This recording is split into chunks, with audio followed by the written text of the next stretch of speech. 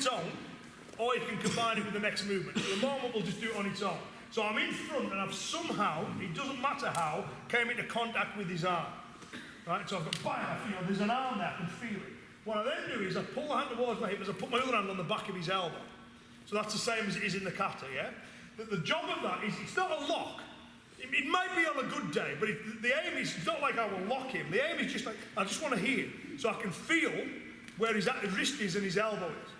What I then do is I follow the arm up, which is what the kata does. Some do it with a closed fist, some do it with an open hand. But what I basically do is once I've gone there, I've got to follow the arm, and his head will always be at the end of his arm, unless that lock went very well. If you suddenly move the arm and there's something wet and soggy at the end of it, you think, wow, that did well. But assuming his arm's still attached to his body, the hand is really mobile, it can go anywhere. But the other end of it is always right next to his head. So in the mess of because real fights are very messy, so landing a shot on the head can be difficult.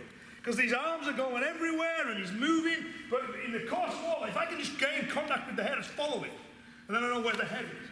So I'm going to do it very slowly, but the idea is that even with my eye shot, I can find the head and hit it, because it's always right next to the shoulder.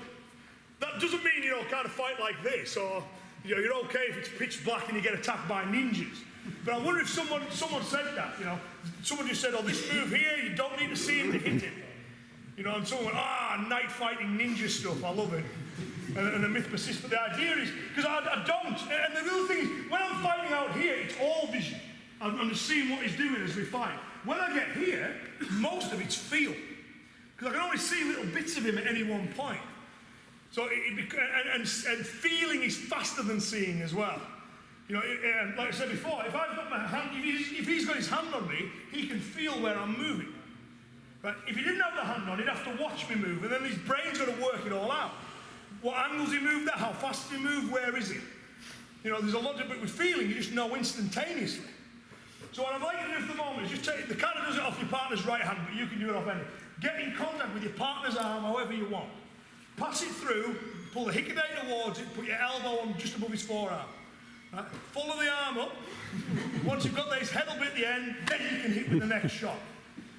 So the way I was doing it there, which is I was passing underneath. So the arm was going under and passing round that way.